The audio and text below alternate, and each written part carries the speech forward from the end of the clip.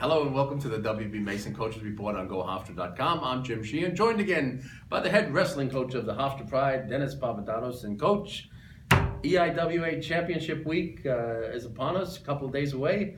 How you feeling? I'm feeling good. Well, it's as I always say, I'm not the one wrestling, so it doesn't matter how I feel. So, but we seem to be healthy and in good spirits, so that's always a plus. Well, the championships being held this Saturday and Sunday at the David S. Mack Sports and Exhibition Complex, beginning at 11 a.m. on Saturday, 6 p.m. session 2 on Saturday night, 10 o'clock Sunday morning, and we invite you to come out to the EIWA Hall of Fame ceremony at 2:30, session 4, just before the finals on Sunday for session 4.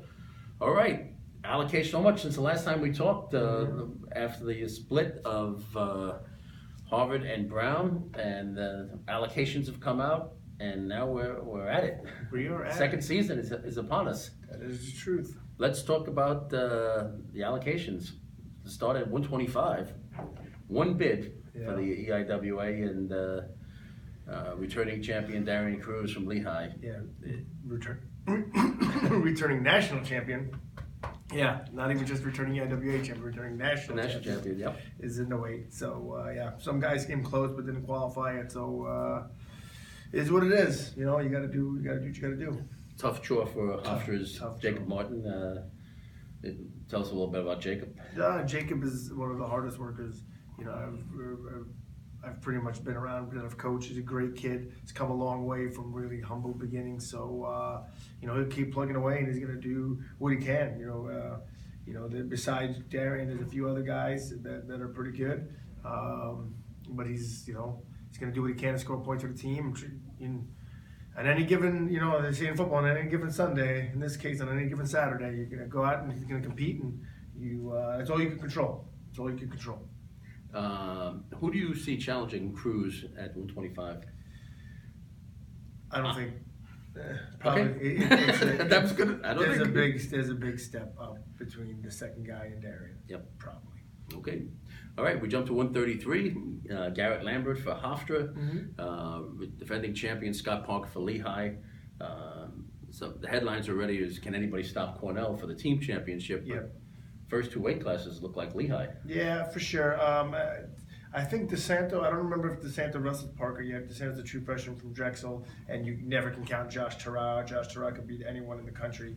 But Parker's probably the favorite. As of this point, Lehigh's got those two, weights probably more in their pocket than Cornell does. So we'll see. And this will be some other guys, and Lambert's, Lambert's a tough draw. He's hard to wrestle. Last time he wrestled Terrell, he threw him to his back, and so he lost the match, but he stayed in there. He can scrap, so we'll see what happens. The amazing thing about tournaments, conference tournaments, and the NCAA tournaments is always expect the unexpected. Always, man. And anything can happen in a championship. As I like saying, I've been doing this so long that I know so much, and the thing that I know the most is that I know nothing at all. And you're absolutely right. We agree with you. Thanks. At 141, Vinny Vespa, sophomore Vinny Vespa, has no returning champion this year, but the odds-on favorite is Yanni D from Cornell. Yanni D from House. Tell us a little bit about him. He's a special true freshman that has one loss. He's the number one overall recruit in the country. He's won 2 world titles while he was in high school. 4 state titles. Didn't even wrestle as a senior in the high school tournament. A little injury, so he's special. So he's a good guy, and there's other good guys. And Vinny moved up from 33 to 41 because we felt like there'd be more qualifications, and there are. We were hoping there was going to be 5, and there's only 4. So, but I think same thing. I think there's a big drop from Yanni to the rest, and we believe Vinny can wrestle with anybody, so we're excited to have him there. Tyler Smith from Bucknell is the 2nd seed right now. Yep. Before the pre-seeds come out. Luke Harum from Lehigh is the 3rd, so and then Nicholas Gill from Navy. Those are the 4 that qualified to wait for the conference, and AJ Jaffe was real close to qualifying it. So and there's other good guys as well. Those are just the qualifiers. So Vinny's got his handful, but we believe those guys have their handful with Vinny. So 149, returning champion Matt Kolodzik from Princeton. Obviously, that's a loaded weight class. There's a bunch of good guys. Four for automatic sure. qualifiers. For sure, and I think there's there's not that big of a gap. I mean, Kolodzik actually has a loss to the Brown kid, and we wrestled Wilding this year. We got pinned by Wilding, but it was one of those. It was 0-0 going into the match, and took a bad shot and got put on our back. So. It's there's a lot of good quality guys, but they're a lot more jumbled and close together. So a lot of opportunities for Ryan. A lot of opportunities for Ryan. And Ryan Burkett for Hofstra. Is this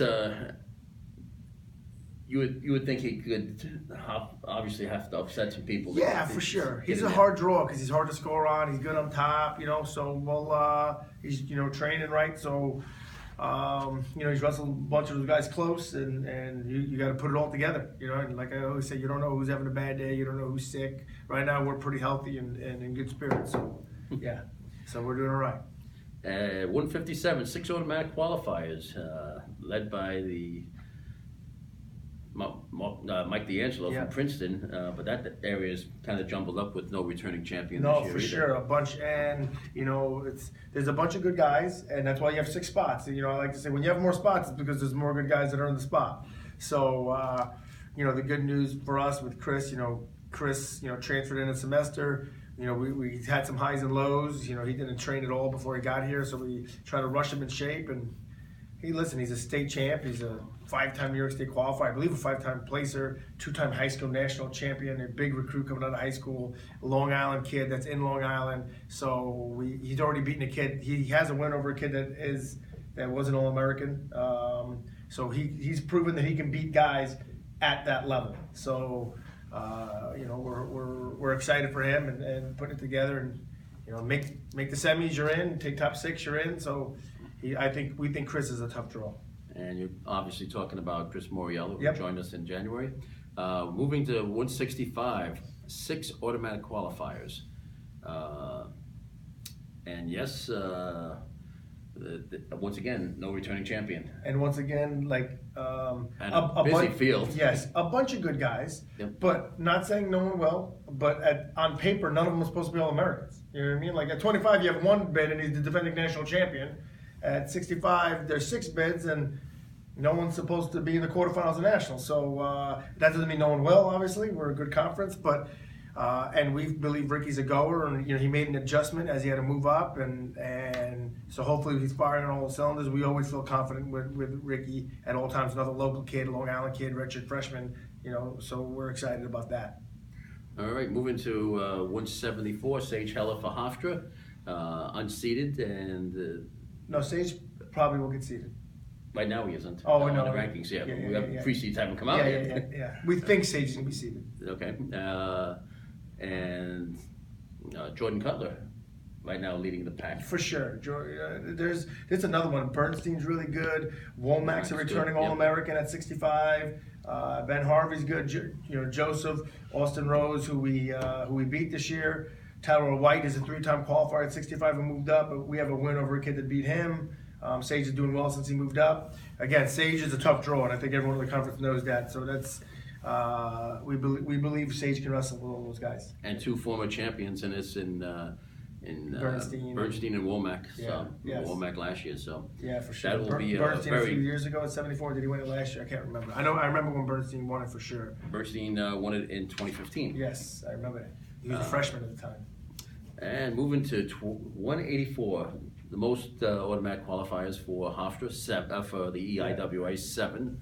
Corey Damiana. Yeah, Corey's going to be the guy. He's 184. Healthy, loaded field. The top 2 guys, and then probably the top 3, and then there's a little bit of a separation. So, Corey's got his work cut out for him. So sometimes it's good news to be the underdog in your home gym with nothing really to lose, and he's got some dangerous stuff. Do you find that when there's no returning champion, that the field seems to get a lot more competitive? 100%. Because obviously they think it's wide open. Yeah, maybe, but I think yes, that's probably some of it. It's also probably a coincidence, but yeah, for sure, it's definitely not top heavy. And we've got a returning champion at 197, and surprisingly, right now in the rankings, he's number 3 in the conference, and Frank, I botch his name every time. Mattias. Yes, Mattias from Penn, but right now it's Ben Domstadt. Who's a freshman, that's why he was Cornell. who's ranked number 1 in the country right now. Yeah, he's between Yanni and Ben. Yes. Pretty good dynamic. Yeah, for freshmen. And I can't remember, is Dean a freshman? Or I think Dean might be a freshman at 84 too. Or is he a sophomore? I lose track. But he's really young as well. So they're really young and good, a bunch of weights. That's, Cornell reloaded pretty hard. Yeah, Dean is a freshman. They can come down to Hofstra anytime. Yeah. If he wants to transfer. But yes, they got some young guys that could, arguably win national titles as freshmen. So that's pretty impressive. So we'll see. We'll see. In 97, there's a good amount of spots, and we believe Nays has the pedigree, and he can wrestle those guys. Wrestled a close match with Luceau's. The only guy we wrestled in there. Wrestled a close match with Mattias in the past. Lost to K-Wood by a point. So we're confident. And Nace has been wrestling. And we're talking about Nizar Haddad, and he's been wrestling really well the last month. The best he's wrestled since he's been here. Probably actually best he's wrestled since his college career. Yep. And finally, at 285, 5 automatic qualifiers, led by Hofstra's Mike Hughes. Mike has had a fantastic season, and what do you expect out of Mike? He's got to go out and get it done and win this thing. So, he wants to win it. He wants to win it for himself, for the team. Be a conference champion, and then help him for his seed for the national tournament. So, but he's got good guys. Jordan Wood's good. Garrett Ryan's good. Returning champion. Yeah. Garrett Ryan's returning champion is 3 right now. Yeah. But it's because. Wood and Hughes redshirted last year. Yep. We believe Mike would have won it last year. He beat everyone. He beat every one of those guys last year too. So he beat both guys in the finals, but by major decision last year. But we're not talking about last year. Yeah. We're talking about this year. But this year he's beaten them all too. He hasn't wrestled Sweeney yet this year. Beat Garrett Ryan twice, who's the defending champion. Wood we haven't wrestled. We beat 1 or 2 guys that beat him. Wood's very good. We beat Wood last year, 11-0. So. Again, Mike's doing what he's always done, moving forward. This is just another step of the process of what he's trying to do with the national tournament. But winning the conference tournament in his home gym is very important to him. Yeah, finally, you beat me to the next question. How excited are you to have the EIWA championships on campus? It's great, man. Not planning to travel, to be here, sleep in their own beds, train how we want to train. It's an advantage. It's definitely an advantage. We should have more fans and fans in the stands.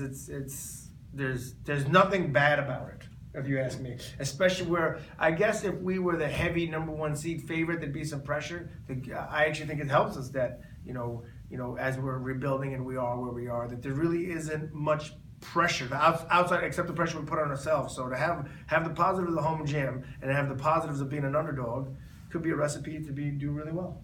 And let's get some things out of the way for the fans.